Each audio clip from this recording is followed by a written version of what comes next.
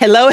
Shut up, Tiffany. Hello, everyone, and welcome to the Symphony. Symphony Entertainment, Gaming, and Arts is my gaming company that focuses on horror systems, indie games, organic content, and player agency in an attempt to bring a symphonic approach to horror role-playing. I am your host and storyteller for the evening, Bridgett Jeffries, and we are back with Sanguine Arch, Symphony's very first Vampire the Masquerade campaign, taking place in modern nights here in Columbus, Ohio. We only have one announcement. You know what it is.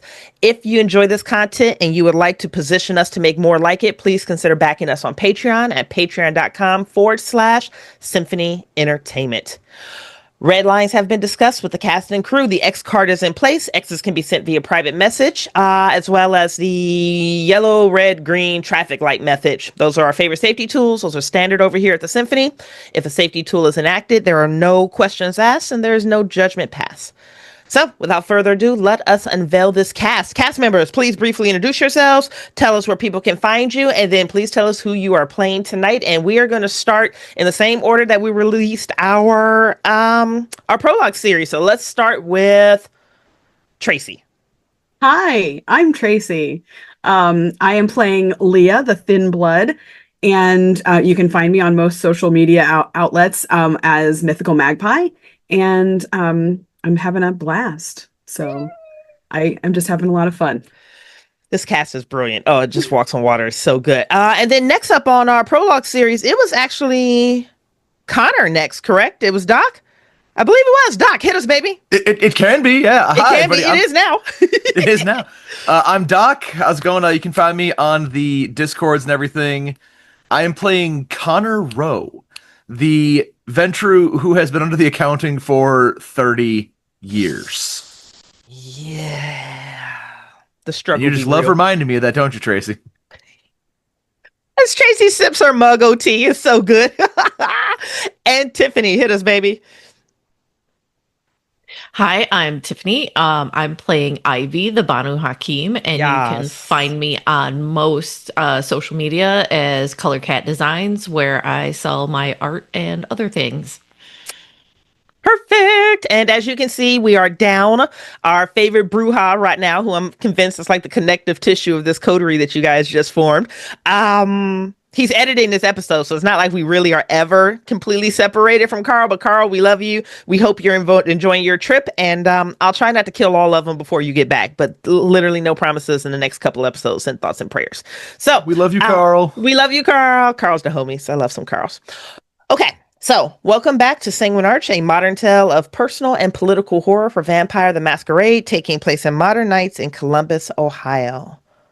Connor, would you please recite the chronicle tenets? Happily. Never endanger or betray the domain. Our community is stronger together. Unapologetically defend the traditions. They keep us safe. Ambition is rewarded. Liabilities are destroyed. Exceptional. To our fans who are following along, you've been enjoying main cast episodes, and you've also been enjoying our symphonic notes, which are those small cutscenes where we usually follow one or two kindred around and explore. Because of our awkward recording schedule, Gen Con, a couple symphonic notes, and just us being kind of spread out, some of our continuity might not be perfect. I just don't care. You're going to be okay. But I am forward facing. There might be some awkward overlaps where we're addressing things here that are not in perfect chronological order for the symphonic note that you just watched. You're also going to be okay. So we're going to proceed forward, but that was your, hey, as a heads up, if you're one of those people that's doing it moment by moment, you're about to be mad and everything's going to be fine. So I think I am going to skip for this recording the rouse checks and the hunting checks. Where we last left off, you all had awoken in the caverns at the park where you had just conducted your ritual that officially assigned you all as a coterie. You are able to wake in that evening.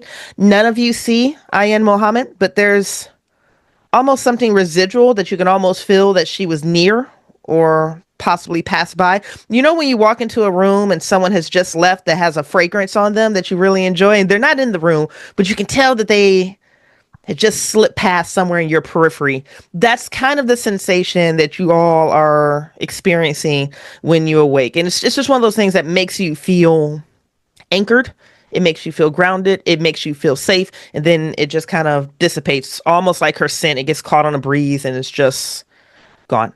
And the three of you have some interesting nights ahead of you, especially because two of you are under an act of accounting and you did not sleep where you're supposed to be sleeping. Now, that gets a little interesting for Leah in particular, because we're not entirely sure where Leah lives at this moment. There's a lot of things happening in the background with Leah, but we are actually going to first start with Tiffany, and we're going to start with Ivy. And here's where some of that continuity energy is going to happen. Ivy, you are able to leave the caves, head on about your night, and I think this is going to be a good time for us to like insert the turntables symphonic note. So the last thing that we had was you talking to your elder sibling, and they had advised you of what? That I wasn't present for the fight to see who got to babysit the next asshole that's coming into town. That was the And last since I news. lost, or I wasn't there, the winner got to choose me, basically. Okay. So then you know precisely where you need to head next, which is where? Back to Moses. And I And- don't wanna. I don't want this for you either. And it's a shame because if I could have found Ernest for this recording, I would have put him on him just so he could ruin everyone's day again. Ernest, we love you. You're brilliant and horrifying.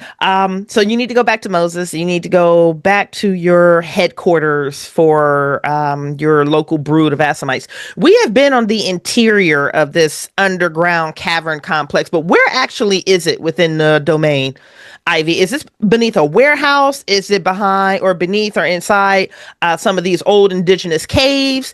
Is it a completely natural structure that is on somebody's cliff face? Like, just give me an idea of where this actually is in the domain. I picture it that Moses had built this elaborate mansion on top of like probably a natural cave structure. Yep.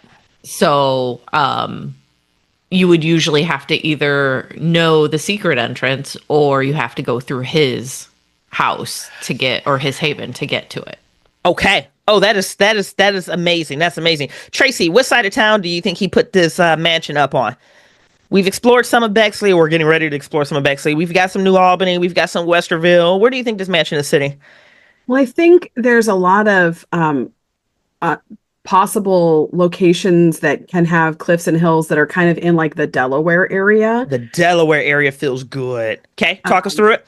Yeah. So while I am not a complete, I don't know Delaware entirely, there's a lot of newer homes being built there, but also there was a lot of, for a long time, like single houses that were kind of off on their own. Yep. And I suspect that with that being said, you know, you're kind of close to the High Banks Metro Park area, like kind of in that area. So it's really close to 23, which is a route that can go through almost the majority of the main thoroughfares. Can run along 23, can get you right to 270, can get you all over. So it's good for travel. And while there may be new growth of homes and things around the area, there's still enough space that's been left that Moses can kind of be in his own space, still kind of off on his own, but it doesn't also stick out too much. That is exceptional. Tracey, I couldn't have put it anywhere better. Of course, it's going to be out in Delaware. It's secluded. It's up and coming. He would have known. He would have been able to predict that the housing market was going to change and blossom around there. And there are, 3 or 4 state parks right off of 23? That is perfect. Yep, that is absolutely perfect. So, Ivy, this is one of those things that when you arrive, it's nothing but acres of fields and forests and one of those really long drives that just goes back, which will eventually land to the mansion. I have to imagine that it is gated at least further enough back where there's just some pre-screening where Moses either has ghouls or it's probably ghouls of some sort, or people that owe him favors or debt that kind of patrol that area, on top of all of the magic and the just inherent abilities you guys have. You never really see a Banu Hakim coming, but they see you coming, and his entire platform is kind of set up like that for his haven. You are heading there now to catch whatever assignment this is going to be. But when you arrive to the gates, your access code is denied. And it immediately puts you back to this nonsense that you went through with Angel when they started shunning you one after another. And it's just one of those things. It's a hair trigger string that pulls. It's like, oh God, I hope we're not getting ready to do this again. But you put in your code and then I will buzz down to whoever's available for the speaker. okay. You buzz down and you're going to wind up catching your older sibling, the one that has assigned you this nonsense because you didn't show. And I am actually going to have Doc portray this entire sibling. So, Doc, just so you are aware, nothing has been built about this NPC at all, other than I think he's a male. Right, Tiffany, I think we made him a male. I think he's a male. He's obviously Banu Hakim. And I think the only other thing that we established is this is Moses's favorite. No, it's his first. So it's his first. So it's not it's the oldest. Okay. Okay. So this is the elder sibling. And Doc, this NPC doesn't even have a name. So you're getting ready to come up with that too. Okay. It is the oldest broodmate of 7. There's 7 of them. He's the eldest. And then where did we wind up putting you, Tiffany? Did we ever decide whether you were 4, 5, 6? Where are you? Oh, I'm last. You're the baby. Remember, he said in my prelude that I was supposed to be lucky number 7. You are. You were supposed to be lucky number. You were supposed to. Maybe he'll get better on 8. Yeah, 7 is definitely a lot. There's a lot. So you already see the setup. There's nothing else established at this point, Doc. This is all on you. But you are in that cavern complex beneath the mansion. And I don't know who turned off Ivy's access. You might have done it to be an asshole. You might be doing it to scare her. The clan might be getting ready to shun her. The clan might know that she joined a coterie. We're just going to explore all of that as we choose to in this moment. Tracy's face was absolutely amazing right there. The only thing that I have for you, Doc, is no, I don't even have that. Nope. I have the individual that she's going to be babysitting, and that individual is Tracey. So Tracey, you better get ready for whatever person has either come to town or is suddenly precious enough in town where they need a babysitter full time. All right. That's the setup. I am out of the way. You ring down to the caverns. Yeah. It's Ivy. Did you restrict my access? Did I restrict your access? Why would I do such a thing? Why would any of you do any of it? Oh, come on. You know the answer to that. I'm not with a Bruja, so can I just get in? Where were you? I had to get some important information about what's going on in the city. You know, my job. And Moses called. He calls, you answer. Yep, I'm aware. And you just decided to not. I had something more important. I'm sure he's going to love hearing that. Yeah, if he believes you. Why wouldn't he believe me?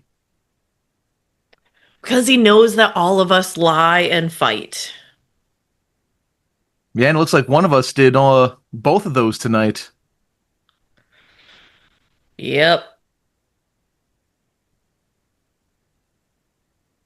Are you letting me in or not, fucker? I don't know. What's it to you? I mean, I could just tell Moses you just skipped town. You could. I'm sure he'd love to hear that you left this darling diplomat to just sit here. Or I can call him and tell him I couldn't do my job because you stopped me. I'm not the one who put the code on block. Well, find out who did or let me in. Who, you can call Moses, tell him it's on block, but I feel like he already knows. Probably does. He's the one who did it. Sure. I mean, he probably did. Yeah, But you are we weren't here. Yes. Are you letting me in?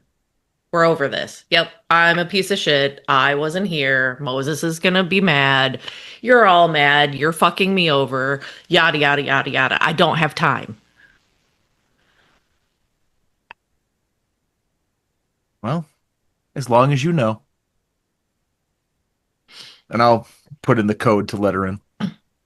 And Ivy, you're fucking siblings. This is the reality that you exist in, where you have to argue with your eldest through a speakerphone intercom hanging out of the driver's side of your car. Yeah, The and I want gates to burn open. the whole place down. I'm sure several of us want to help. You are granted access, and you are able to pull forward to the front of this mansion that looks like who wants it? Tracey wants it.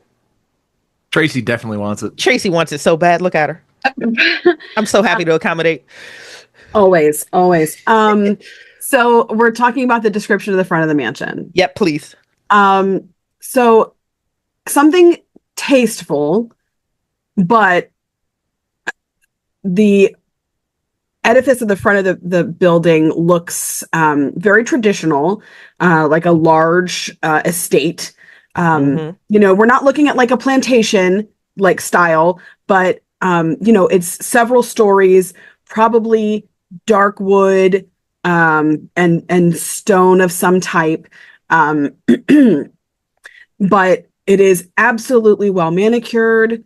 It is tended, and everything is to perfection. If there is a loose brick, it is not a loose brick the next day. If anything is out of place, it's fixed as soon as it's noticed. So the edifice appears warm and inviting, almost like you're approaching an old library or some type of space that would make you feel welcome when you come in. But like a mousetrap, once you're in, it is up to Moses how you leave. Yeah. I knew I chose the right person for that one. Brilliantly done, Tracey.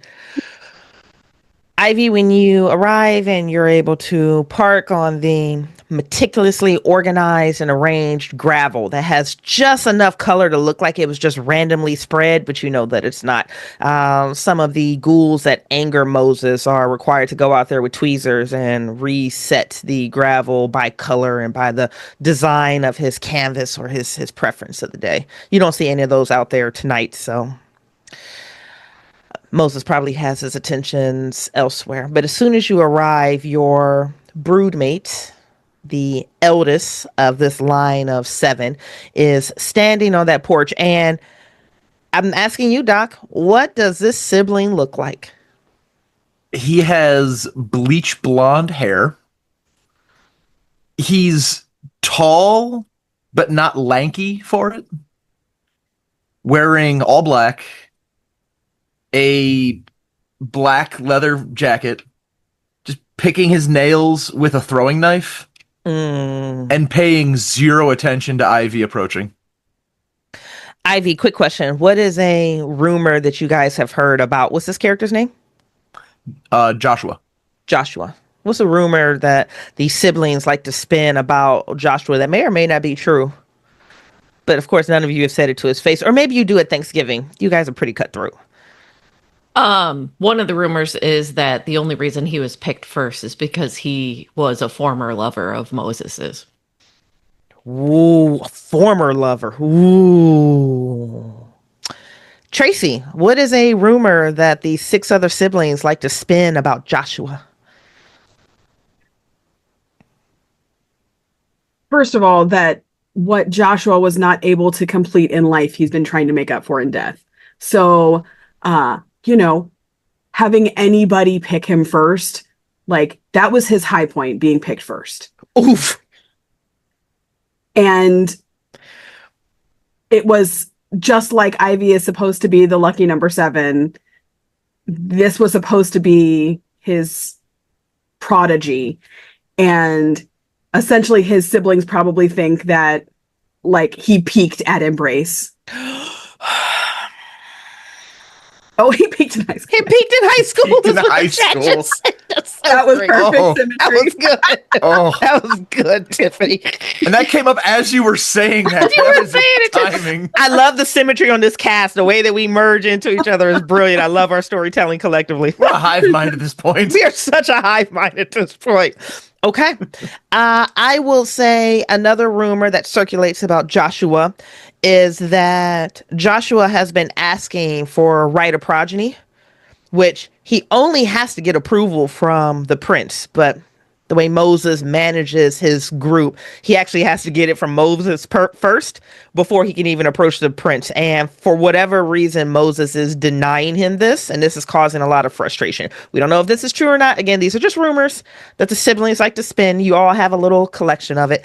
The only thing I have for you, Joshua, is you at some point during this interaction need to send Ivy somewhere in the city to meet this diplomat, and chances are she's already late. Yep.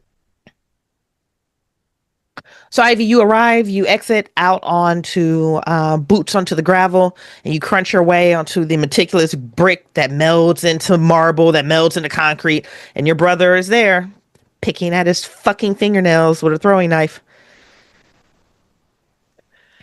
So where do I gotta go? Wow, right to it. Not even a hey, how are you? You were How's your already day an asshole. going? You know, just because I'm an asshole doesn't mean you need to be one too. Yeah, it does. That's kind of how it works. You know, if you ask nicely, you can get more things. I'll go right back. I'm not even looking at her. Oh, Just how you asked nicely still picking for those- progeny and you don't have one? Wow. Yeah, I'm not in the mood. You know, even if I tell you you're already late. Of course. Because, I mean, So why? what's the would- rush? I mean, Because I don't like you. We already aw, know the this. feeling's mutual. Yeah. And he does a little Yeah. one of those faces at her. So, You could have won, you know. Mm. probably. Unfortunately, finding out what is making the other kindred in the city go a little batty was kind of important. But I mean, you can live in this mansion and pretend like the outside world doesn't exist as you kiss Moses's ass. It's cute But that I you think you're have going to be the shit one to to save do. the city. And he's intentionally cutting her off on that. Just Yep. Yep. oh, sweet little sister. With such ambitions of greatness, but can't even show up when your family needs you. And you're going to save this city? Okay. There's something about when he chuckles and Joshua turns his head. It's just that same moment that you flash back, and Joshua was the one that circled you and was calling you the Bruja lapdog. And it's just when he turns his head and he chuckles, you just flash back to that moment when you were chained to the ground and forced through the ritual of subjugation. That wave of humiliation swells inside of your rib cage, that distraught, and then all of that grief, just the first layer of skin gets ripped off of it as you remember Joshua calling you the Bruja lapdog. Are you done?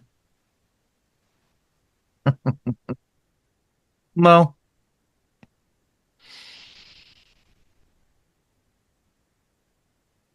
should I be?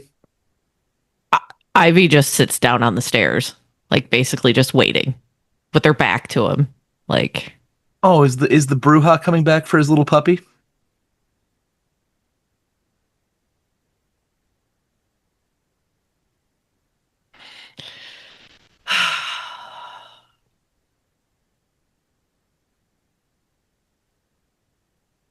are you done?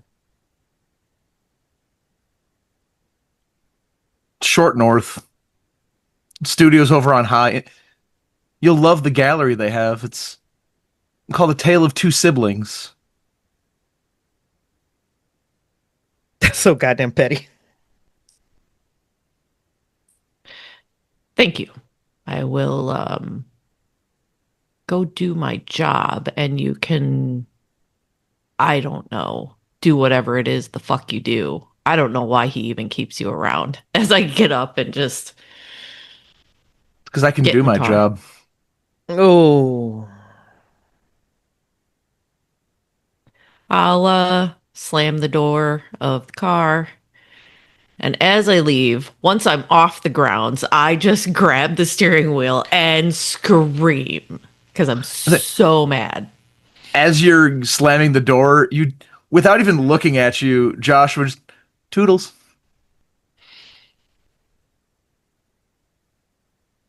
I need to find a way to get the fuck away from them. You do. You do.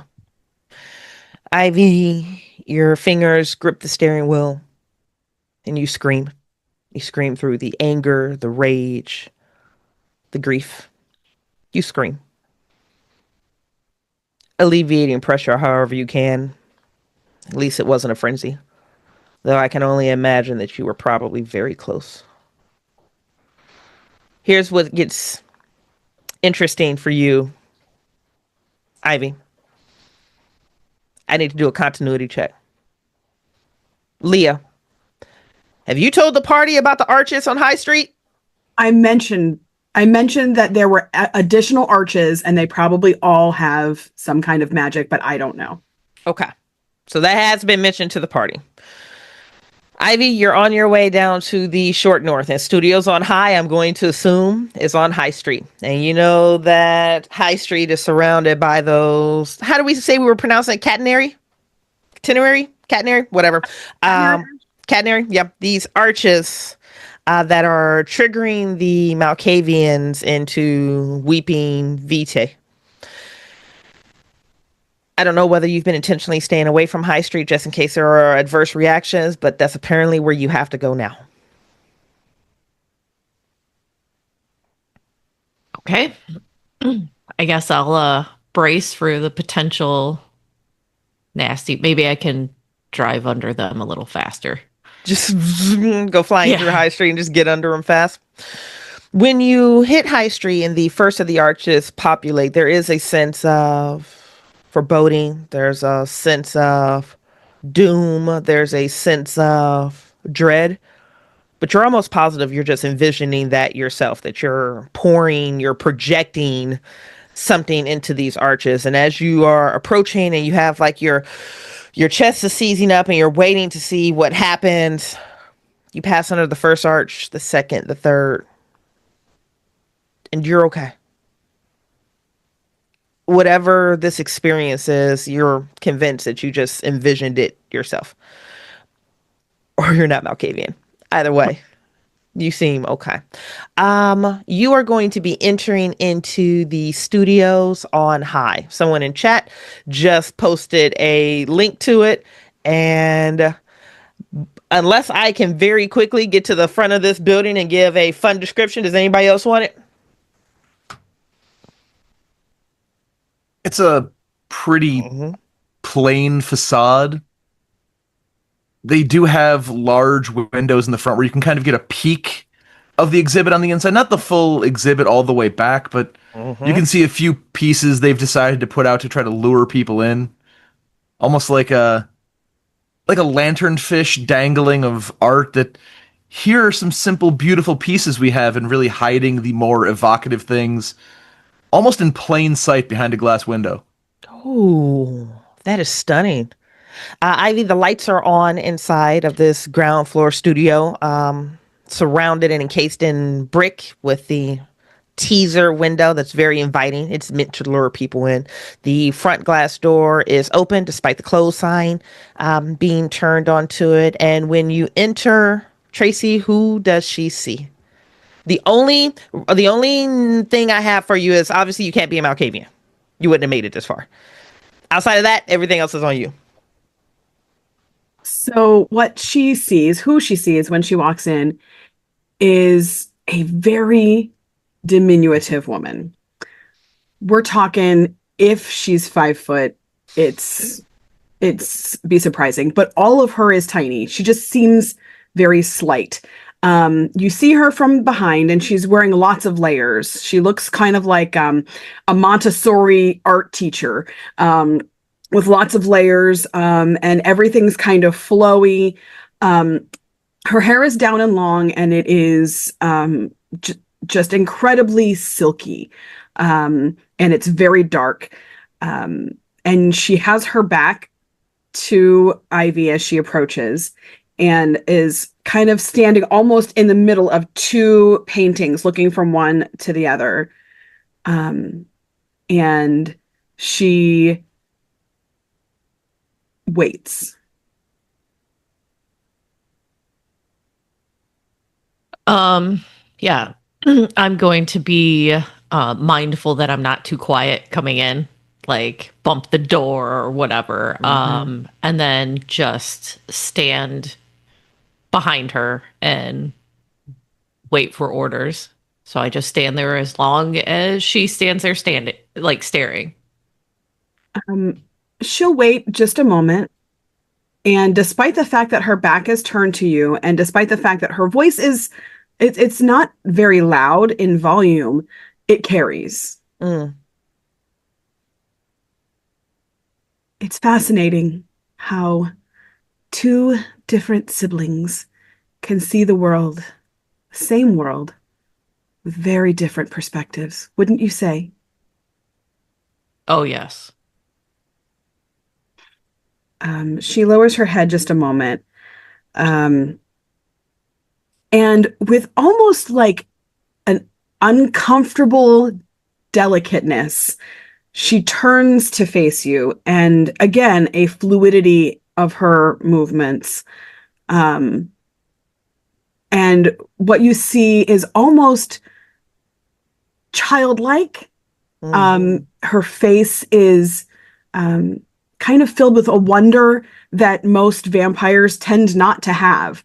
And when she looks at you, for the first instinct, Ivy, I know, is not a very trusting person, but for just a moment, her supernatural ability to make people trust her supersedes just a little bit of Ivy's wariness. And for just that moment, you see a smiling, kind face. And as that moment passes, there is something deeply feral in her eyes. Well, you're not the one that I expected. Which one are you again? Ivy. Ivy. Well, I'm Auntie Corinne. It's a pleasure to meet you. Corinne Bashar. And she reaches out a delicate hand with a lot of like baubles on her fingers. Ivy'll take her hand. Nice to meet you. I'm supposed to show you the city, I guess. Whatever you need. Did Moses not tell you why I'm here? She tries really hard, like, to stifle that chuckle. Like, duh, of course he didn't. No. I was just given the assignment. Oh, I'm an assignment now. Well, that's very interesting. I would love to see whatever it is that you would like to show me, dear Ivy. Show me what it is that you find most interesting in this city.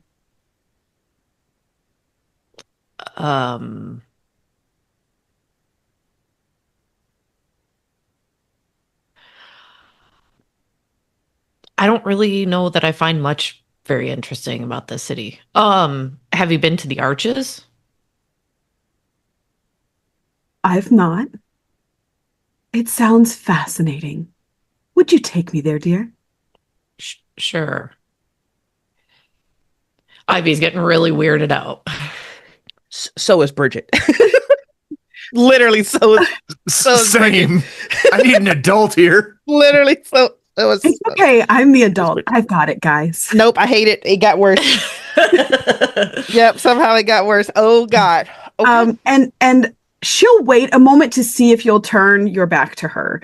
And I think that it's a very telling moment either way, whether you turn your back to her or not.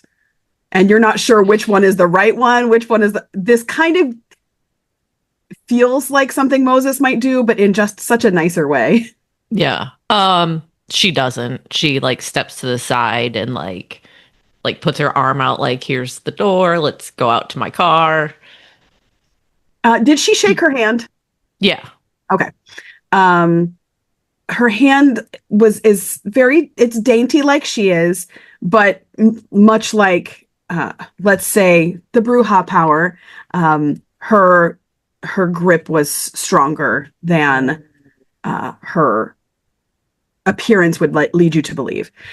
She will kind of move out, and she's got little jinglies that kind of make sound when she walks. I hate it. And she kind of flows out beside Ivy. And for just a moment before she interacts with the door, she kind of does this thing with her hand and then opens the door for herself. And then pushes the door open and holds it for just a moment, despite the fact that it seems like this is not something she's used to doing. Usually she's the person people hold doors for.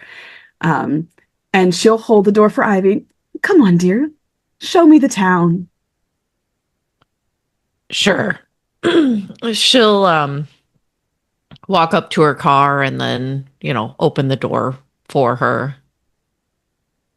Passenger seat or rear seats? Passenger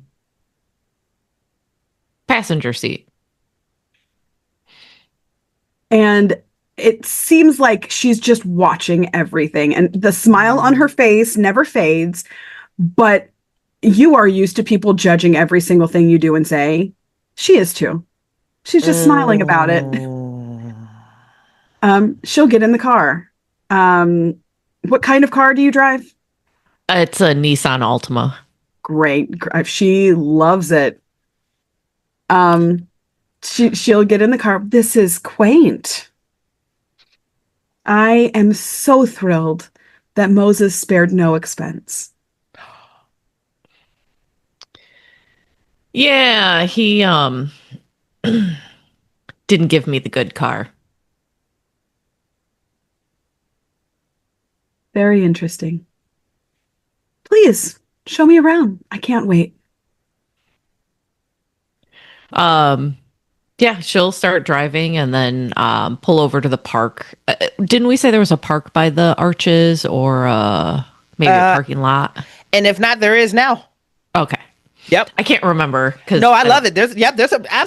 You know what? Tracy, I'm almost positive if you head away from the convention center, right there on the left-hand side, in between like brick buildings, there's a cute little park anyways. Yep. Sure. There's a little urban park there. And by park, I'm talking about a fourth of the city block. It's a patch of grass that has, the wedding arch where people go there to take their photos. There's a little fountain, a couple. Yeah. There's an urban park right there. Yeah. It's sponsored by somebody, probably Chase Bank or something. Yeah, we'll go there. And now all Ivy can think about is how can she get Moses in trouble? Everything I'm reading, I feel like you've already hit a lot of ticks without even knowing. I know. So yeah, and then Ivy will get out and go to the other side of the car, open the door, and let her out. And she'll actually do the thing where she holds her hand out for you to help her up. Of course she does.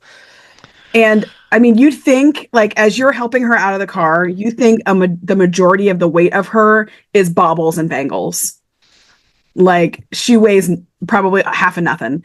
But again, she holds on with the strength that belies her size.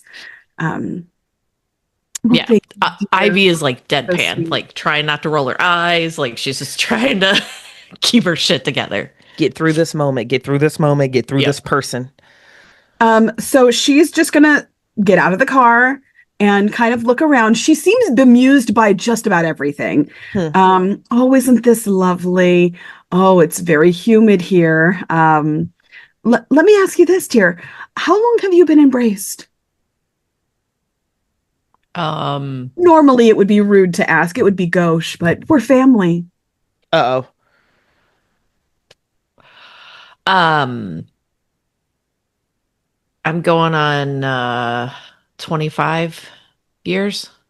My. And I'm sure you've heard all about our adventures, your sire and me. And she watches to see whether you placate her or whether you lie.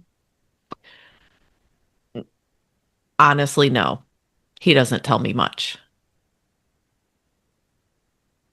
Interesting. I see. I'm sure Joshua knows all about it, though. You could ask him. Which one is he? He's the oldest. Oh, yes. Moses had such high hopes. Yeah, he hasn't gotten any better. Well, he's certainly gotten better than our family, where I come from, and let's just say I'm not from Ohio. We just eat our young when they don't do what we need them to. So I think it speaks very highly of you that you still exist after 25 years.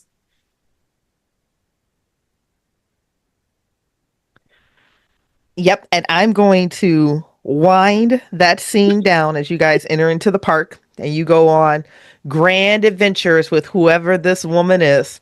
Now, Tracey, Bridgett desperately wants to know who this person is. And if Bridgett wants to know this badly, I know that our fans do too. I'm going to make both of us suffer. The only thing I'm going to do is pull a politics check on you. Certainly. Now, this is not information Ivy knows unless Ivy has a politics ability or she asks. But for the politics check, what I just basically need to know, and Tracey, you and I know this from our time LARPing together. Yep. By association with this name, I just want to know her clan. If there's anything major significant that surrounds her, orbits her as far as scandal, infamous sire, you know how this works. And I want her status. Fantastic. Yes, politics would give you that she is Bruja. She is Bruja. And she has 4 measures of standing. Uh-oh. She has cherished, resourceful, feared, and deadly. Oh, so she's actually sitting at 5 with her acknowledgement then. With her I like acknowledgement. this. I like this. One more time. Cherished, Resourceful, feared, deadly, acknowledged. Is that the reverse exact order too? Does she get acknowledged and then immediately be seen as deadly and feared? I would say those came later. Those came later. She was trusted. She was she was acknowledged. She was resourceful. She was cherished, resourceful, feared, and later deadly. Okay. And then is there anything else we would capture on that politics check? That is more than enough, but I'm just curious if you wanted to throw anything else major out there. I don't know if politics would necessarily tell you this, but I kind of want to tell you anyway. Okay. He was supposed to be Banu Hakim. Ooh, I love a good poach story. Ooh. And she doesn't look anything like Moses, so there's probably more to that. Ooh. Oh, that makes that auntie so much worse. Oh, that makes her calling herself auntie that much worse. Connor, you're going to go check on your haven, I believe. Yes, after we leave the cave, I want to make sure nothing happened. Okay. You are able to venture to your haven, which I believe we explored in your prologue scene. Yes. And you arrive to your haven. You are able to key in absent issue, and you're able to do a check in your haven. What are you looking for? I'm looking for any sign that after the fallout with Prim, Mm-hmm. that anything was taken away. Okay. What's the one thing you would fear being taken away the most that's stored at your haven? The armory, because that is my protection. That is the thing that I can use to keep myself safe, keep Mm-hmm. others in the domain safe. So, absent that, I would be very concerned that I would be vulnerable. You enter into your haven. It looks meticulous. It smells freshly cleaned, but you know that your retainer comes in and cleans and spruces up. So you get that, that scent of freshly mopped floor. You can get those hints of like furniture polish on the wood that's here. Everything's been recently dusted. It smells aired out, even though everything is sealed and cleaned right now. But as you beeline towards your armory, Mhm. everything is in place. Nothing has been moved or agitated or molested. It looks like the Monday's row of firearms have been all cleaned, whether they've been used or not. They've been dismantled, cleaned, and reset, but they're all prepared for use. It doesn't appear that anything has been disturbed here in the armory. Then Yep. you move through your home, you move through the bedroom and the library and even the kitchen, and you move through the vault, you move through everything, and it looks like your home is intact. As I'm walking through, I'll just kind of mutter to myself. Interesting. I thought he would have had something taken. No. And I'll make sure that the framed picture I had of my daughter, that's just going not even to the trash. That is going just right out the window into the street. Oof. Oof. That just Like, flings straight I'll out the hold window. it for a second, thinking back to when she was a kid and how I was always doing my best, and just angrily throw it out the window and wait for the sound of the frame to smash in the street. And there's a beat. And then you hear that crash onto the street. And you know someone's are going to move past that photo. They're going to step over it. They're going to spit on it. It'll be rained on. The humidity will make the photo curl. And then eventually someone, probably a neighbor, is going to sweep it up into a bin, and it'll be forgotten. It'll grow old and alone in a landfill somewhere outside of Columbus. As it should. Your phone rings, and it's a number you don't recognize. Do I recognize the area code at all? It is 614. It is Columbus. I'll answer it. Hello? Okay. Tiffany, here's your tee up. Your new harpy, who doesn't have a name, but was created by backer Chris. I always mispronounce his name, Tracey. Is it Pieratt? Pieratt? Pratt. It's Pratt. It isn't Pratt. It is not spelled Pratt.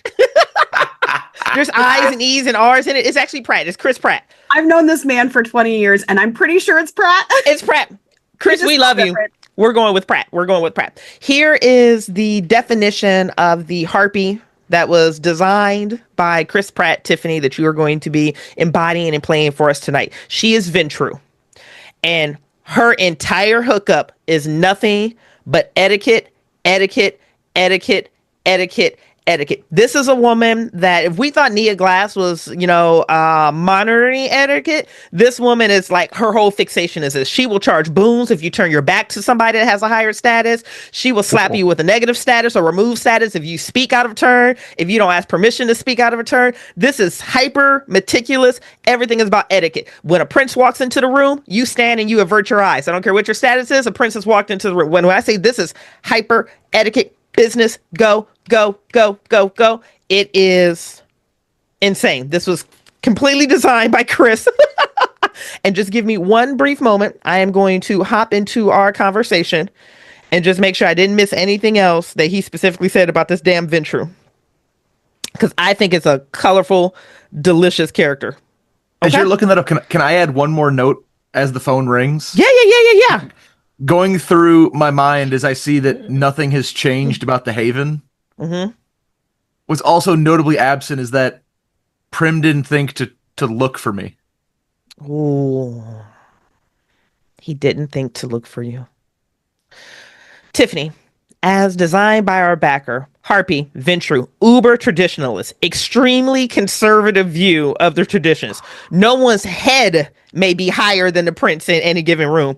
No one, no one stands when the prince sits. Status is all important. She's sitting on 5 status right now. Looks like she's got 6 coming into the pipeline. If you so much as interrupt somebody that has higher status than you, it's a boon. It's a boon. It's a boon for her to enforce it and to witness such disgust, and it's a boon to the person that you interrupted. And then they have a retainer that carries their drinks and manages their purse and books.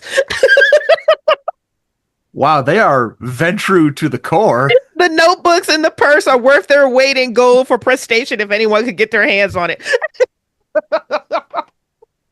Wow. You've got full character name, you've got full description on it. But you are calling Connor because you need to call him in for a meeting. Now, as a point, I don't want to spoil that yet. As a rule, you would never call the accountant. You would be going through Prim, but there's a very specific reason why you can't go through Prim right now. So you're calling this boy somewhere to a meeting, and he needs to come now. So, Connor, you answer the phone. Please pick up. Hello? Mr. Rowe, Yes? Who is this? this is Natasha, your harpy. Oh, yes. I'm sorry, I didn't recognize the number. Well, I suggest you put it in your phone so you know next time, and you can answer more appropriately when I call. Of course, of course. I do have a question though. Why are you calling? Why aren't you calling Mr. Prim?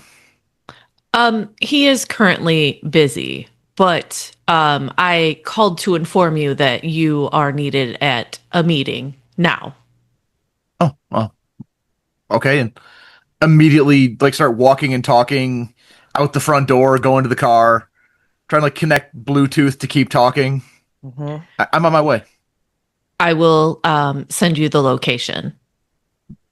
Thank you. The phone. Oh, go ahead. Sorry, Tiffanie. Go ahead, baby. I expect you're presentable. I'll look down like in the car, realizing I don't have my tie. And you also slept in the dirt last night. And I slept in there, so I'm gonna run back in and grab the nearest suit out of the closet. It might not. We're hoping it matches. Go ahead, Tracey. If I may, while you're in the process of changing your suit out, Mhm. you find a green Post-it note in your pocket. Okay. It What says, does this Post-it note say? it says, "You're a king. Some are cruel, some are kind. What do you want your legacy to be? We can help."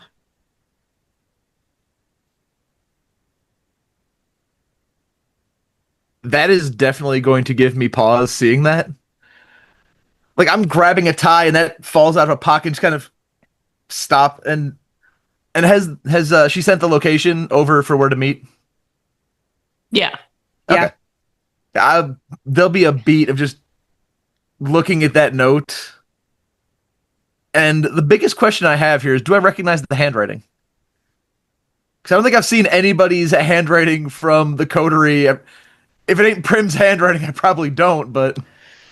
No, you probably don't recognize the handwriting, but I think it's pretty safe to say that Leah constantly carries green sticky notes around with her.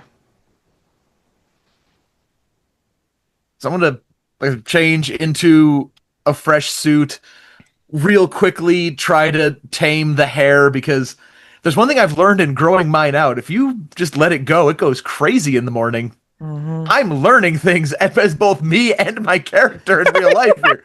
We're embodying here, baby. Yeah. Oh yeah, no, that's exactly why I'm growing my hair. It has nothing to do with the local community theater stuff. But I will I'll take that note and I will put it inside the jacket pocket. I'll take it with me. And then just rush to this meeting as fast as I can. I'm not going to say I'm going to break any laws driving, but Okay. if the speed limit's 40, I might be going like 44, just enough to stay in that margin of error for Yep. any cops watching out. No, no, no, no. I appreciate that. So you're almost changing in the car.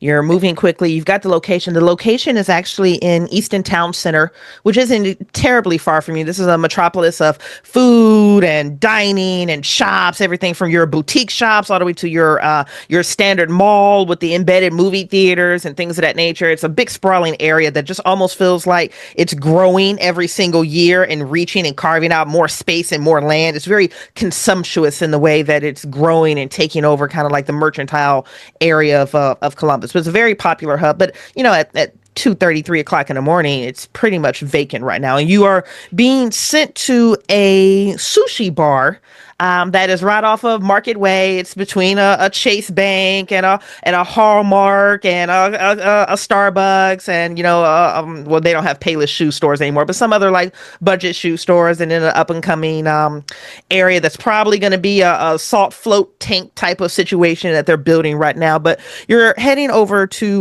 this sushi bar. That's where you have been sent, and you've been past this area before. You can never see inside of the sushi bar. They have the windows intentionally blacked out with very cool neon colored paints and sushi with wings and otters that are flipping chopsticks. It's very festive and very fun, but they deliberately have all the windows and stuff blocked out so you can't see in, which makes a great meeting spot for vampires. However, the one thing that sticks out to you, Connor, as you arrive to Kiki Sushi, this Kiki, Kiki Sushi, is the parking lot has 40 cars in it. It's a lot of cars. At least. It's a lot of cars. I mean, you're looking at everything from high-end luxury sedans mixed with cars that you're really wondering how they actually got off of the road legally. Like Leah's cars. Yeah, like Leah's car, yeah. Yeah, I do. I want sushi now, too. Sorry, Zoom chat got me distracted on that one. But when you arrive to Kiki Sushi, cars lining the parking lot. You have to park like 4 or 5 stores down, like at the Hallmark at the very end of this little strip mall, and race your way down. So I have a quick question about these vehicles being I hesitate to say the eyes and ears kind of deal of like, I'm thinking like the janitor in Breakfast Club kind of person for Prim. I'm not necessarily there to be seen, but I am there to listen for everything. Yeah. Do I recognize any of these cars? Have I seen any of them? Did I see them at the meeting at the funeral home when we learned about the Chantry? Have I seen them running errands for him? Or are these all new to me? If there's 40, 50 cars in this parking lot, you may recognize 2 of them, possibly. Okay. But does a red Nissan Altima actually stand out to you for any reason compared to another one? Not really. Right. But since you're looking at these cars, you will notice that the majority of them have 1 or 2 license plates. It's either New York or Columbus or Ohio. Okay. Plates. So as I say, as I'm doing this as I'm walking in. Yeah. Because in all the years I've been under Prim, he has beaten into me to always be looking, but never directly look. Yes. That feels very authentic to the Prim experience. Yes. You arrive, and I'm just going to have Harpy Natasha stepping out. Harpy Natasha, please tell us what you look like. And I'm not going to curb you on anything here. If you just want to bring him into the room, I'll bring you both up to speed on what the fuck is actually happening. But what does he see when you step outside to greet him? She is wearing she has, you think, maybe long brown hair, but it's pulled up very severe. Like it's slicked back. She's got her edges done. She's got it pulled up. Like it's not just a bun. It's like braided and then put in a bun. She's got a pinstripe suit on that is a skirt suit, and it's tailored to her. She's got like a big flashy watch that, is daintier because it's for a smaller wrist, but just as flashy as like men, wear their big old watches. And she has one large ruby ring on. And she is like not a wrinkle to be seen. She's wearing 6-inch Louboutin shoes, so she's got the red bottoms on that go with her ring. And then next to her is a very short person, like holding like notebooks, and then it has like a very expensive, you can't place it because you probably never seen it, bag, purse on top. And this person seems to be like struggling but Tracey, do you want to be that person, by the way? Absolutely. Yep, you don't have to, but you're more than welcome to. Like I said, I'm trialing out this how much can I outsource to the players to co-build right now, and I am loving it. This is sticking every landing I was hoping it will. Please continue. Sorry. And she comes out with no expression on her face and looks at Connor and looks at the door. Oh, I will come, like, as I'm walking past the cars, seeing her walk out to meet me at the door. Immediately, the jacket is getting buttoned, and Connor's a pretty tall-ish fellow. You notice he is hunching down almost out of subservience. The shoulders are up, the head is down. He is very much just, and I just run over. I'm sorry I'm late. I came as soon as I could. Inside, please. Of course, and I'll open the door and hold it for her to go first. And without making eye contact at all. There is like eyes to the dirt as he's holding this door. Yeah, she has a look of approval on her face and walks in, making sure her ghoul is right behind her. And then we'll go in to where the meeting is. You step past that entry kiosk where a hostess would collect your name, your reservation details, and lead you further in.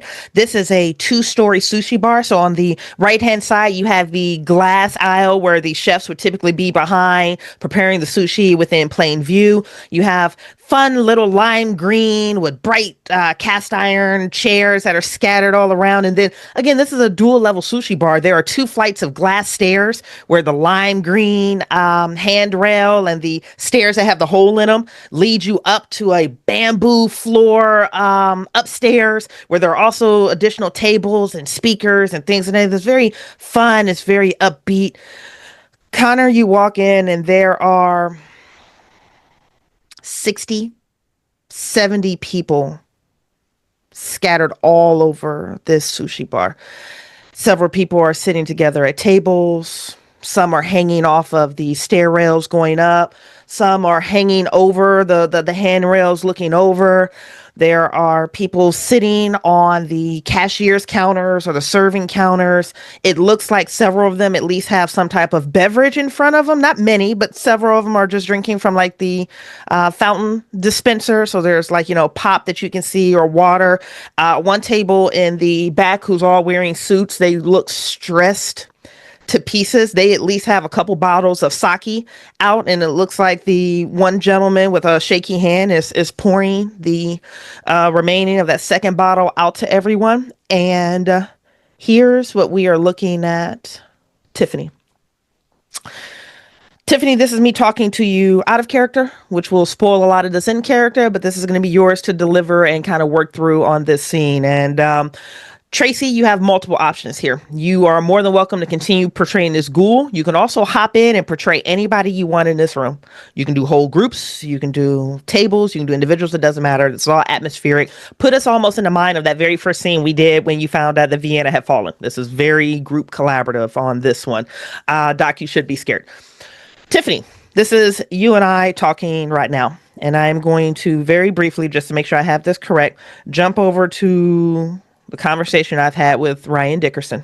I say, Bridgett, would you prefer, since you're talking to her out of character, that I take my headphones out so you can discuss it and then it happens live? No. But if you want to do that, you're welcome to, and we can tee you back in with the Zoom chat. But you don't have to. You can catch this too. I want to see this live in character. Yep. So okay. You're off. Okay, so Doc is out. I can Doc hear is nothing out. right now. And this is okay. Perfect. We'll tee Doc in when we're ready. All Boy. right. Everything's fine. I'm sure everything is fine. So this is what's happening. Harpy, Natasha. Prim is missing. No one knows where he is. No one can find him. Mr. Prim is missing. He has security protocols that enact that after 72 hours, if he's not in contact or no one has eyes on him, that this event happens, which means every single one of his retainers calls an emergency meeting with the Harpy or the Seneschal or the Prince in that order, which is why you have been summoned, because none of them have had contact with Mr. Prim. Every ghoul retainer in this room is obsessed and adores Mr. Prim. Part of that is a 3-point blood bond. The other part of that is Prim is actually good to these mortals. He's genuinely good to them.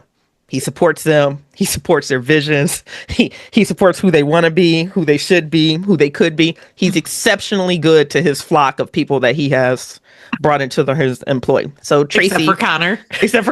Connor is not a ghoul. Connor is his true. child. That's completely different. He's good. He's really good to his pets. This is the guy who puts all of his dogs in Gucci collars, and they have the best training. They only eat a high raw food diet that he self slaughters from a butcher. He's very good to his pets. So Tracey, anytime you jump into this, these ghouls are genuinely scared, and they're not just scared because they're soon going to be going through blood withdrawal soon. If they don't get onto another wrist, if they don't tap into another vein, they genuinely love Prim.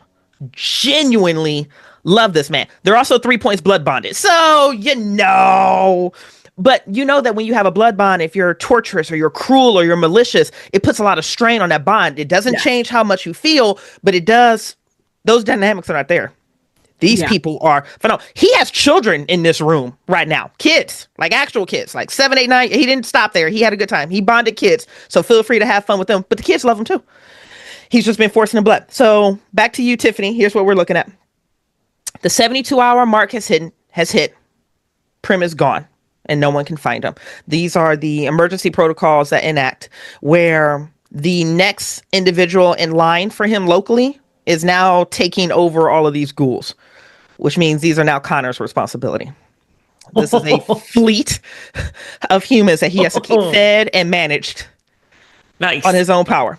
Here's the other thing that you had a meeting with Prince Glass on, and this is actually coming up, or this was actually pre-recorded in a backer-only episode for a symphonic note. Prim had a deal with former Prince Stephen Yu that he re-upped with Prince Nia Glass. If he's gone for 2 months or destroyed, Connor automatically gets his acknowledgement. Connor doesn't know this. Connor doesn't know this at all. He doesn't know about this arrangement. He's going to find out tonight. Oh, shit. So I'm supposed to deliver this information? You're going to be delivering all of this. Yeah. Now, hold on really fast. Let me just, I'm just going to go to me and Ryan's Sanguine Arch thread and just make sure he didn't want anything else done. And since the people who are watching this are going to hear us talk about this, and Doc cannot hear us at all. Nope. I desperately need there to be like an 8-year-old girl. Okay. Done. To echo Isabel. That's all you. You got it. Because you guys are going to be building this together. So I'm going to blame Ryan for this regardless, even though that was my idea. No, it's all coming together. We're all merging, honey. The hive mind is real. Prim goes missing. It gets back to the prince. This is going to spoil the Prim surprise. Yep. The clock has started. And and he is now in charge of these 60-something ghouls that he has spread out all over the city. Any questions, you two? No, ma'am. Okay. All right. We are bringing Doc back into the fold. Hey there, buddy. Y'all's faces. I don't know if that's actually going to make the edit of like all the background stuff there. I might cut it out and do it as an after to air during the credits. I might leave it in just so people can see how we storytell.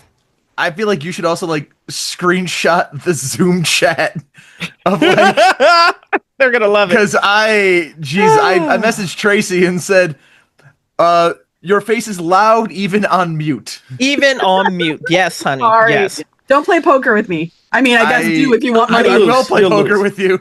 So Connor, you walk in and you are surrounded by people in business suits, people who look like they work in maintenance. There's a few kids that are running around. They're not running around. They're posted up wherever they're posted up, but just really fast. Tracy, give me atmospherics of some of like the people that we see gathered here. I mean, you see people who are well taken care of. You know, even there are children there, and some of them are probably trying to be like grown up, but they're still kind of playing with each other, like, you know, like an elbow here or whatever. Do I get the feeling they're kindred children or just like actual human kids? So that's really funny. There's no way really to tell unless you use an ability or you get up on them and start checking for heartbeats and things of that nature. Okay. Does anyone in this room look super pale? I'll give you that one. Sure. You do. And the heartbeat do for sure. No, but in character, I mean, looking pale. I mean, Jesus, watching the three of you just chat on mute it's fine. Keep going, Tracy. Keep going. So I think the kids are, I mean, but even all of the children, like their hair is well done. They're all well cared for. They're, and I think that the moment, like the atmosphere is tense, but I think the moment that Connor steps in the door, almost all eyes turn to him. And his eyes are still, my eyes are still like straight down into the dirt. Because I've been called by the harpy directly. Therefore, shit is going down somewhere. And I remember my place. And I think it's funny because while Connor is minding his eyes and minding his whatever, while these people are all kind of nervous, and I think it's pretty palpable at this point, they're all a little nervous.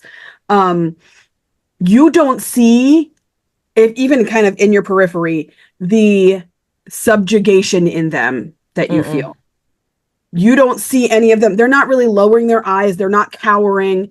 They're all just kind of head up, eyes alert, as if they're either waiting to hear the next thing or, you know, waiting to know what the next, you know, steps are. So I think I was like, just point of clarification. They don't react even though Harpy Natasha just walked in. I think maybe there's no deference for her is what I'm trying to get at. I think a couple of them probably stand as she enters. A couple of them, yeah, I like that. Yeah. Okay. You know, just mostly out of polite respect. But there's not like a I can't look, but I'm looking. That's you don't really see that in most of them. They respect her, but they don't have that fear in them necessarily. Gotcha. Okay. Harpy with the 6-inch heels. On you, Natasha. She gestures to a seat for Connor to sit down and goes over to her ghoul and lifts the bag and rummages for a specific notebook and pulls that out and then opens the notebook and waits for Connor to be seated. Oh, as soon as you point to the chair, Connor, I'm just going to beeline straight to it. And it's almost that feeling when you put a kid in timeout. That sitting down, just the shoulders go down, the hands in the lap, the eyes still on the dirt. All right, Mr. Rowe, we have some things to discuss. Mr. Prim has gone missing. He has some things in place when he goes missing. We haven't been able to find him for 72 hours. So this is what happens next.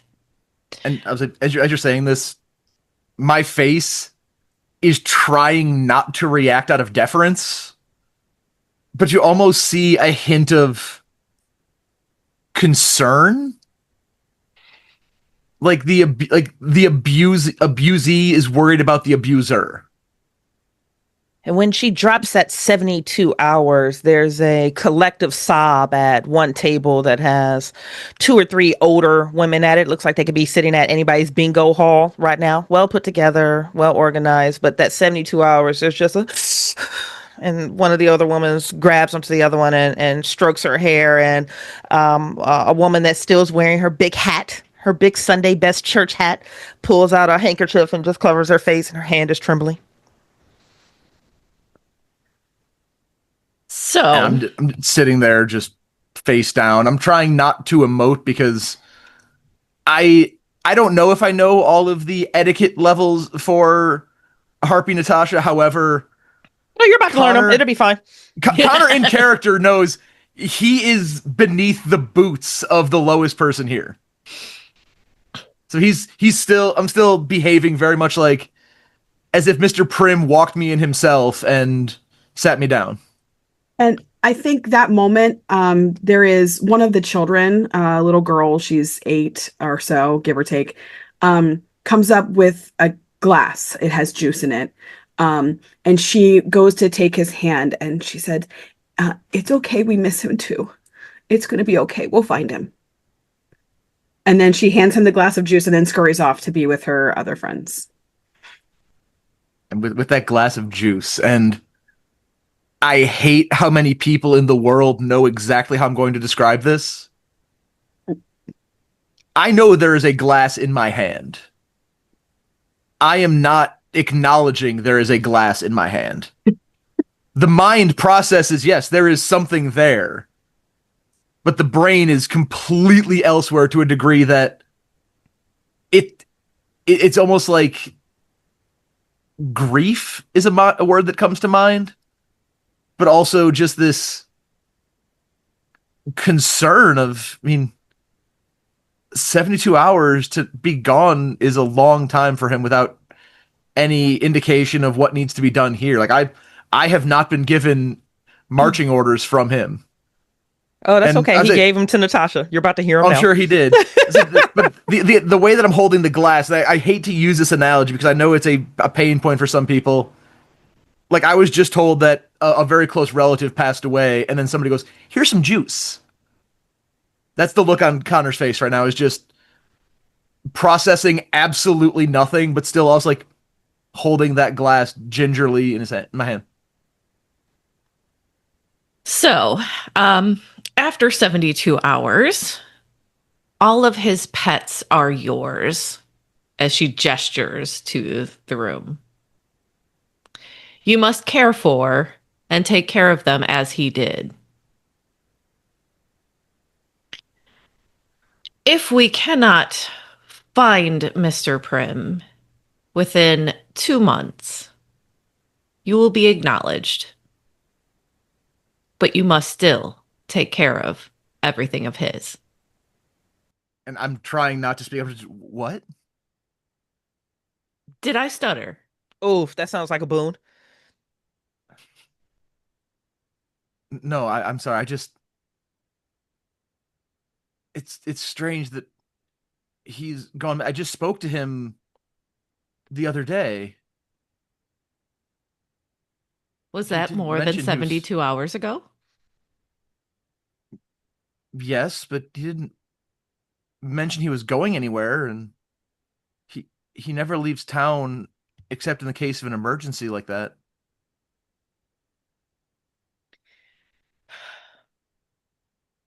Well, that is why we are concerned. Can't you tell? I apologize. Yes, it's the concern is palpable. It's just it's the responsibility falling to me, and Well, you are his child. So act like it and take care of your children. and see my back kind of straighten a little bit in the chair, but still not making that eye contact, but more like a bristling of, you say that you are his child. Yeah, whether I like it or not. So this is yours. And get them out of here before they mess up the place. Also, if you hear anything or see anything, it is imperative that you let me or Prince Glass know. Of course, of course. If I may, did Mr. Prim leave any resources for which I can care for them? Because I I don't have the same financial support system that he has access to. Oh, for fuck's sakes. And then a hand is just going to go up in the back. Yes. Is there no other arrangement that we can look for? Tracy, describe who I am right now. Just what I look like. This human in the back. You are a man of indeterminate ethnicity. Oh, I like that. You Yeah. can blend in a suit or in like dressed down in jeans and shirts. Right now, you are dressed up. Um, and you've got like short cropped hair. It's dark and it could be curly or could be straight when it grows out. But everything about you is polished. You look like someone's accountant. Oh, that's beautiful. That's beautiful. My goal in life is to be the ghoul that is chasing around the harpy right now. I love it. Those goals. Uh, Miss Miss Natasha, with all due respect, I more than anyone in this room want to respect the wishes of Mr. Prim, his desires, his expectations, and his. Are there any other options that we can consider? This is a bad call. That is a liability. We all know that he's a liability. You know that he's a liability. He can barely manage himself. You want us to manage this? I think it's a bad call. And I would appreciate it if you could consider alternate arrangements. Please. I can speak to others of the clan. However, do you think that Mr. Prim would leave you in the hands of somebody he didn't find worthy?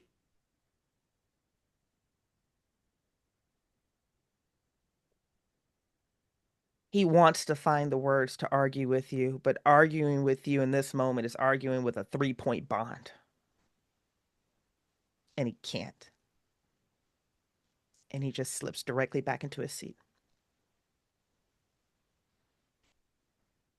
Now, Connor, if you wish to split some of these up amongst your clan, that is your choice to make.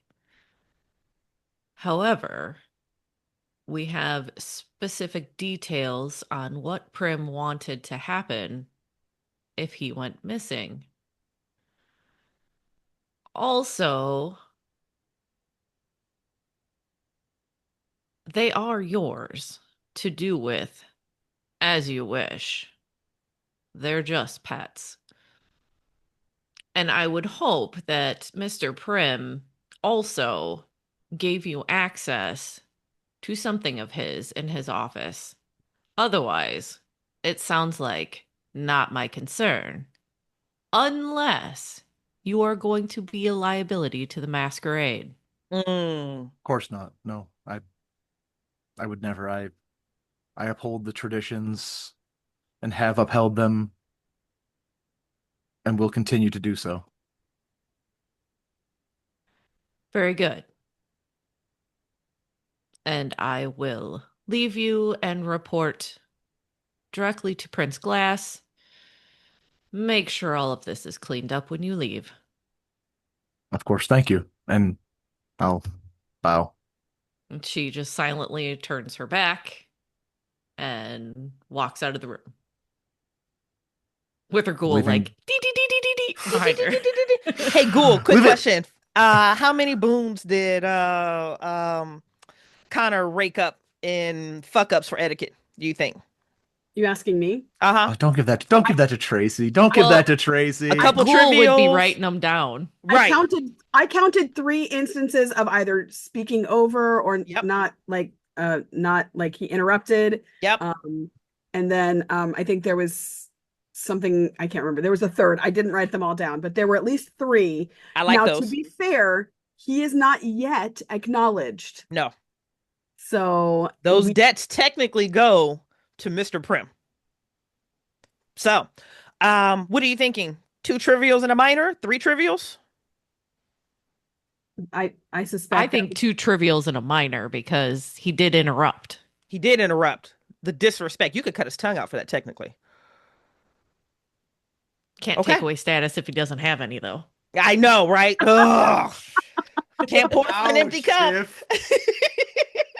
Ouch. fact. So, Connor, this is technically your debt that you're already putting on to Mr. Prim's ledger. But as of right now, go ahead and write this down. You owe Primos two trivials and a minor to Harpy Natasha, the Ventru. She has stepped out of the room. Her ghoul is right behind her. And then, Tracey, you and I, what's energy right now in the room? I think that it's probably not hopeful. Yeah.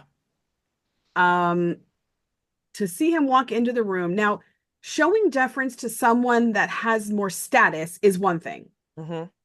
But just that he can't even look up to them. Yeah. So I think they're all a little nervous. And I think that as soon as the harpy leaves, some of them start kind of mumbling to each other. They're talking to see, are all the accounts still good? Do we still have enough, funds? They're probably trying to start making plans amongst themselves, hoping this guy's going to get it together. Hoping. There are a few snide jokes I can imagine are floating back and forth. It's like, oh, do you think the Malkavians might take a couple of us? Like, oh, well, da da da da da da. So there's a lot of fear that is palpable and coming into the room. I'm looking something up real quick. Hang on. Mm-hmm. Oh, that looks like a power. That could be fun. That is a power. I'm checking the power for focus, challenge your target. Okay. Okay, so that one's just one target. I am going to use one of my powers. Oh, here we go. I am going to use presence. Okay. Hearing them all start to mutter as soon as the harpy leaves the room and realizing that this isn't a room full of kindred. No. These are just pets. These are Prim's pets that I'm now in charge of. I am his boarding house while these animals need a place to stay. And I will say I wanted to check because silencing tongue is only one target. Oh, that would have been a fun one. If I could hit 72 people at once with it, I would. But I would like to use presence, stand up on the chair that I was seated in, and just shout to all of them, shut the fuck up right now. I'm just going to do a round table really fast for response. Tiffany, give us a vibe response on how some of the people in the room are reacting to this. I would assume that there's probably a small portion that had been with Prim a really long time that are probably like on the verge of being like, who the fuck are you? For sure. Because Prim never spoke to them like that. Right. Prim adored these people. I would think that like maybe some of them are probably like almost in tears because they've never been yelled at. Okay. That's good. And then probably some of them do shut the fuck up and look at him like, oh, maybe he does have balls. Tracey, anything to add on that? I mean, I think if he's using presence, we've all got to look. That's part of how the power, everybody's attention is drawn to him. And I think in the midst of their panicked conversations about, okay, well, what are we going to do to fix this? Most of them look at him. I think the kids start crying. Yeah. And that little girl that handed him a cup of juice hides behind her teddy bear. And I suspect she's got the long braid that Isabel used to get every night, probably from Prim. It's not perfect, but it's close. It might be perfect, just 4 days old. Yes. And so I think all of like a large portion of them, their attention has to be drawn to him. That's how that power works. Yep. He's got everyone's attention. Yep. And I think half of the people, it's a mixture between just like, I cannot believe he would speak to us that way. Yeah. And just Pure shock. I think I'll add beautiful description work, by the way, Tiffany and Tracy. I think I'm going to add on that gentleman, the accountant with the indiscriminate ethnicity. His attention is completely on Connor. He is going to slip into his jacket pocket. He's going to pull out his cell phone, and his attention is still on Connor with just quick flicks to the screen. And he's going to start texting. And it's one of those things you can watch the spiral go out where it's pinging various phones. You can, like, most phones are on silent, but you can hear the ones that are vibrating or the one or two that have a ding, ding, ding. And he just sits back in the chair. He folds his hands and he looks dead at Connor with all of the awe that is being commanded to him by force, by supernatural force. And everything in his face is, and this is exactly what he told us was going to happen. This is exactly the person that he told us Connor was. This is exactly the person that we have watched for the last X amount of years. This is the same asshole that's going to fuck everything. So it's just like this individual is just like, all right, cool. Go ahead and show me exactly who we all know that you already are. He sits back in his chair as those phones light up around him. Connor will hop off the chair. Really, I only got up there to get their attention. And as I get down, it's going to be just this. Look, you think I wanted to take you all on overnight? You think this is what I wanted to be? I don't know what you've heard about me, what you've seen about me. Maybe you knew who I was before, Prim. Because I do have the known corpse flaw, so there is a non-zero chance that if any of them are old enough, they may have heard of me from back in my New York days. Possibly. It's a 30-year multi-state gap. Probably It's still not. it's It's always a possible. possibility. Yeah. There's a non-zero chance. I mean, there's 72 people in this room. If one of them has heard of me, I'd imagine rumors could spread. Mm-hmm. I'll say, look, I don't know how Prim treated you all, but I know how he treated me. And that's not me. That was me. I could stand up here and just have you all shot, taken out back, euthanized, make it not my problem. I'm not going to. Prim gave this to me because he knew I could handle it. You may not believe that. You may have seen me walking behind him. But how many of you know what it's like to feel the banes of being under the accounting of a person who doesn't care about you? A person who every night would take something from me, that shred of humanity that I tried to cling to every night. I get it. You don't want to be here. If you don't want to be here, feel free. I'll assign you to somebody else. I'll pass you along through the clan. Maybe you'll end up with Harpy Natasha, for all I know. What I can tell you is those who are willing to stay, I'm willing to work with you. Prim, I'm intentionally leaving off the Mister there. I'm intentionally leaving off the Mister. Prim picked people because he knew something about them. Maybe he'll be back tomorrow. Maybe he's not coming back. But right now, you're all my responsibility. I fucked up once as a father. I'm not making that mistake again. If you want out, just tell me and I'll find you somebody else. But if you're willing to find out who I actually am, and as I'm saying this, I want to walk over to that little girl with the teddy bear, and I just want to put a hand on her cheek. If you want to find out who I really am, stay. I think you've all got the wrong impression about me, and maybe I just gave you the wrong impression. But let me prove you wrong about who you think I am. Let me show you who I can actually be. And I'll sit down in the chair so I am at eye level with all of them again.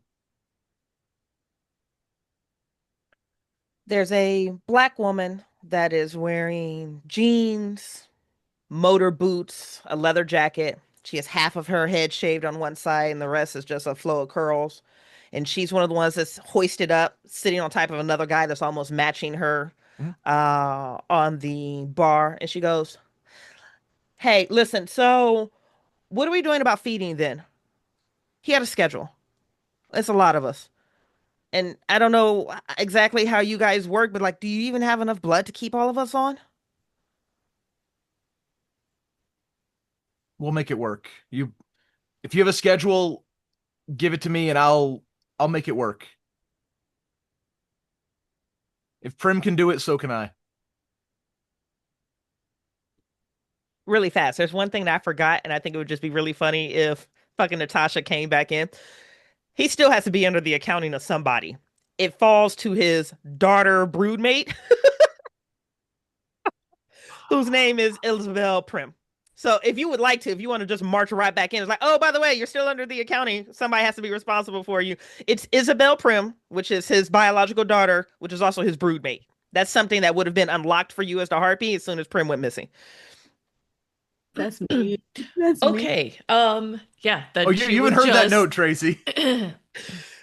she would just come back in and like lean in because she knows this is some shit. Like, so even though she's proper, she still is like gonna like Like this slide, nonsense. like peek in the door. Oh, Mr. Prim, by the way. As soon as she comes back, stands up immediately. Like there's that immediate deference of almost a Pavlovian conditioning to somebody of Yep. higher status. I forgot to inform you. Because you are not acknowledged yet, you have to be under the accounting of someone. So you will need to report to Isabel Prim. I'll just nod silently, All right. I think that's saying all I have everything for with you. no words whatsoever. Just that like polite thank you. I appreciate the information and I will be sure to check in with her. And you could probably hear the slight shittiness in her voice. Like she knows it's shitty, but So she's got to be professional.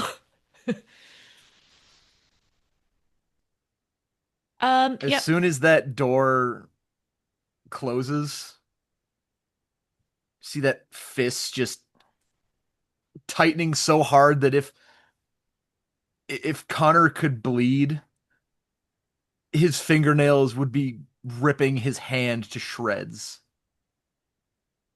In your mind, you picture her walking out to the parking lot, like cackling, like the petty, like, And I'm also imagining somewhere across town or wherever she happens to be because I mean, I don't know if she left town after we had that yeah, meeting no, she's back together. in her home domain. She's back in Tampa.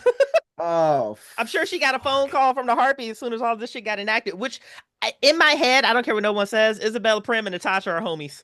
I don't care what nobody says. These two Ventru bitches are friends. That tracks. That That tracks. Sorry, back to especially the way that meeting went. That that tracks. tracks. Oh, it's so good. Oh Um, God. Tracy, do you have any questions from the crowd for Connor? I think there is one woman who is wearing like a 90s power suit uh, who will Yeah, she make is. her way up to him. And she will open up a notebook and immediately start saying, Mr. Rowe, there is a large amount of information you're going to need in a very short amount of time. I'm Jennifer. I used to handle a lot of his business affairs. When you have time, we are going to need to sit down. You need to know how this works if we're not all going to go broke immediately. Well, I'll look at her sitting back down in that chair. You know, this time sitting down, it's less of I'm showing politeness to everybody, them having just bitched them out and then been like, Gah! Anyways, so here's the deal. This is that defeated slump into a chair of like, Isabel is now my accounter. Yeah. And as she's saying this, like, head is just in my hands, just shaking. It's like, yeah, can we do tomorrow? Can we make it through today at least? Because This is a lot. We're going to need you promptly at 2 a.m. I'll pencil it in. There's an availability in all of the important persons' dockets. So I think 2 a.m. would be good for me as long as it's good for you. I'm going to need And your sure, calendar. I'm going to. Okay. I would say if you're asking for his calendar, there is a minuscule, I'm not gonna say a 0% chance, but there is about like a 5% chance that Connor actually gets to keep his own calendar. If this is the one that handled Prim's books, she has Connor's calendar. She knows 2 a.m. is wide the fuck open. Fantastic. I will look for any conflicts and I will let you know. I will be texting you my number in just a moment. Look, I know this is hard for you. He is beloved by all of us. He took care of all of us in our time of need. Let us try and help, at least those of us who have the capacity to do that. Let us try and help you. We will share the love he gave with us back to you. Here, here. And there's banging, thuds, rapping on the green glass from that group at the top. And as you say, it's like I'm still sitting there just like, what the fuck? And Tiffany, And any questions? when I Oh, sorry, hear go this, ahead, it's yeah. just like Any questions from the crowd for you, Tiffany? Yeah.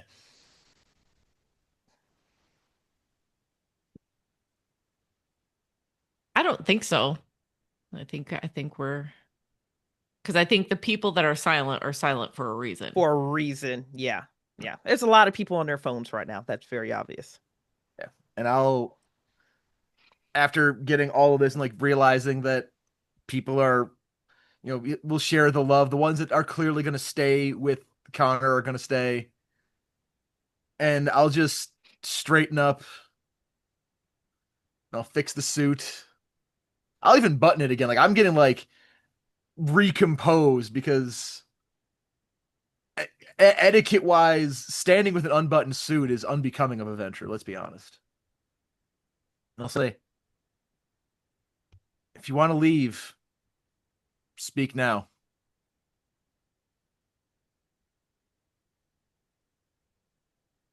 Hey, like forever hold your peace type of situation, and then a group of them all fall out laughing. This is obviously the comic relief for the group.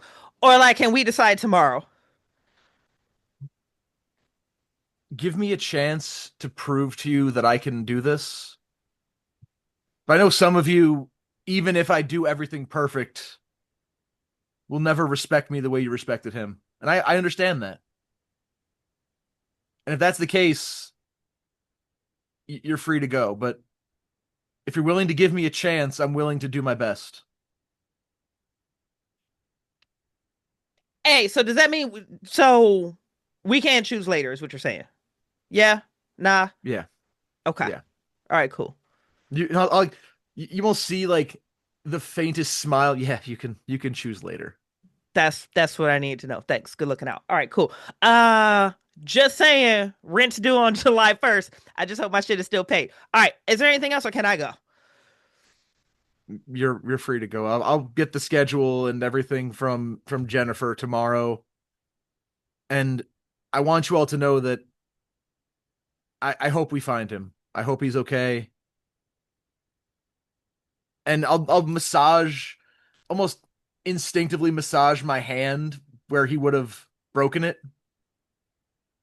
But it hasn't been broken in days. Almost instant, like, yeah, well, I promise you I will do my best to find him as well.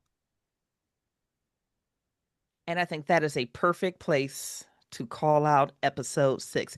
Thank you. Thank you. Thank you to everyone who tuned in live or is currently watching the replay. You are indeed the very best part of waking up. Thank you for joining us for another episode of Sanguine Arch, and we will see you on a Tuesday soon back here on the Symphony Twitch and on the YouTube. Thank you. Thank you. Thank you. Cass, this was incredible. Some of these NPCs I need so much more of. It's going to be so good. Oh, I love it. Cass, you guys were incredible. Fans, backers, Symphony community, thank you for everything. Thank you. We hope you've enjoyed your time at the Symphony. We look forward to seeing you again soon. Mwah. Bye, guys.